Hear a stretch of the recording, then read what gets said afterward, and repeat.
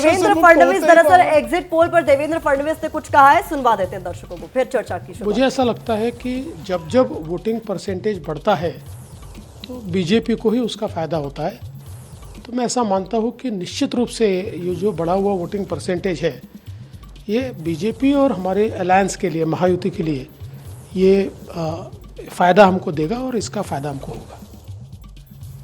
तो वोटिंग प्रतिशत में इजाफे को अपने लिए अच्छा बता रहे हैं जयेशवाणी जी देवेंद्र फडणवीस, यानी फायदा यहाँ कह रहे हैं वो महायुति को होने वाला है।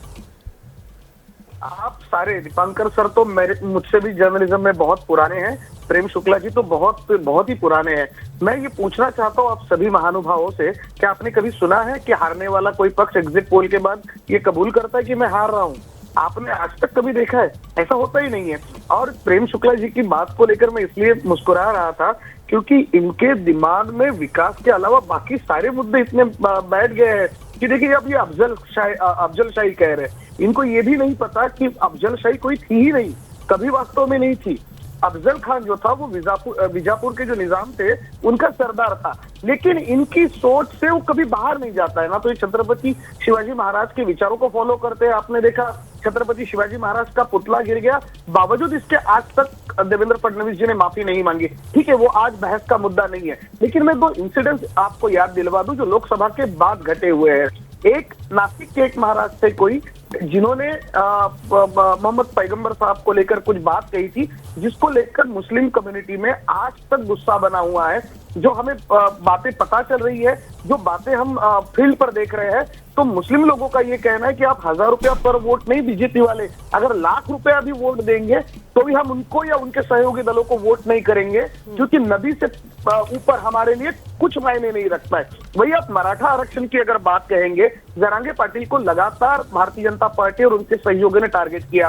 आपने देखा इसी चुनावों के बीच में छत्रपति संभाजी नगर में संजय शिरसाट जी की चुनाव रैली में एक महाराज से कालीचरण महाराज ने राक्षस के साथ मराठा लोगों का, मराठा नेता जरांगे पाटिल की तुलना कर दी थी। मतलब मुस्लिम हो, मराठा हो, दलित वोटों की अगर बात करें तो दलित वोट जिनको कहते हैं। लेकिन जयेश जी, ये तो आप वो तमाम बातें गिना रहे हैं ना जो आपके मन में, आपके हिसाब से जनता के मन में थी जब वो पोलिंग बूथ पर गए और उन्होंने वोट डाला, लेकिन आज वोट डल गए हैं, अब नतीजे आने हैं। तो आपके हिसाब से अगर आप लोगों का गठबंधन जीतने वाला है तो वो कौन से मुद्दे हैं जो काम कर गए, जो जनता तक आपने पहुंचा दिए, आपकी बात दर्ज हो गई?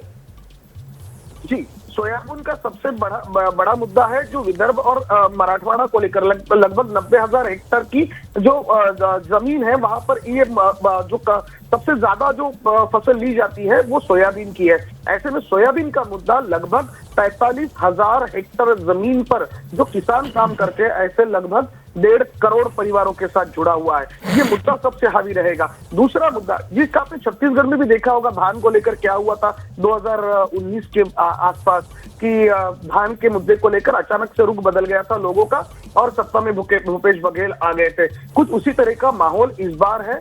इस बार आप देखिए कि सोयाबीन का मुद्दा विदर्भ में बहुत ज्यादा चलेगा। मराठवाड़ा की खासकर बात की जाए, जी मुझे थोड़ा सा समय दीजिए। जी क्षमा कीजिए। मराठवाड़ा की अगर बात की जाए तो मराठवाड़ा में आज भी मराठा आरक्षण का मुद्दा सबसे बड़ा मुद्दा है और वो मुद्दा आज भी मराठवाड़ा में चल रहा है। और यही वजह है कि बीड़ हो, उस धाराशिव हो या फिर जालना और परभणी या नांदेड़ या लातूर को लेकर का हिस्सा हो, मैं इसलिए कह रहा हूं बार बार कि ये पैनल पे जितने लोग बैठे हैं, मैं ये दावे के साथ कह सकता हूं कि इवन प्रेम शुक्ला जी के साथ भी, कि मैं महाराष्ट्र को उनसे बेहतर जानता हूं। ना केवल मेरी पैदाइश महाराष्ट्र में इसलिए नहीं, बल्कि मैं महाराष्ट्र के ग्रासरूट तक इसीलिए पहुंचा हूं। ये मुद्दे नहीं है, इसलिए मैं दावे के साथ कहता हूं कि 180 के नीचे 179 भी नहीं होगा, 179 भी नहीं, प्लस 180।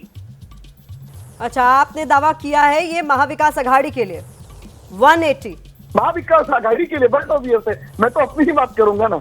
180 आप अपने लिए कह रहे हैं, ठीक है। मैं 180 प्लस, ठीक है, मैं जल्दी से दिबांग आपका एक रिएक्शन चाहूंगी। पिछले चुनाव के बाद हमने बहुत सारे अननेचुरल अलायंस महाराष्ट्र में देख लिए हैं। अभी क्लैरिटी के साथ सारे दल जो है अपना अपना गठबंधन बनाकर इस चुनाव में गए हैं। इस बात की आपको गारंटी कहीं नजर आती है कि ये गठबंधन जो है वो ऐसे ही बरकरार रहेंगे या फिर एक बार फिर कोई अननेचुरल अलायंस इस बार महाराष्ट्र में देखने को मिल सकता है? आप कह रहे हैं कि अगर चुनाव नतीजों के बाद मुझे लगता है कि चुनाव नतीजों के बाद कुछ भी हो सकता है, क्योंकि महाराष्ट्र में पूरा खेल एक तरीके से ओपन है, खुला हुआ है। महाराष्ट्र में हमने देखा कि पिछली बार किस तरह की सौदेबाजियां हुई, किस तरह से पार्टियां टूटी, अब ये टूट चुकी हैं, लेकिन ऐसा नहीं है कि जुड़ नहीं सकती हैं। कोई भी दल कहीं भी जा सकता है। कांग्रेस और बीजेपी को छोड़ दीजिए, बाकी जो चारों हैं वो इधर से उधर आसानी से हो सकते हैं। उसमें मुझे कोई हैरानी नहीं होगी। वो सब इस बात पर निर्भर करेगा कि वहाँ कौन कितनी मेहनत करता है। चुनाव के लिए कार्यकर्ता मेहनत करते हैं, बाद में चुनाव के बाद में जो मेहनत होती है वो नेताओं को करनी होती है। बड़ी बात आप कह रहे हैं।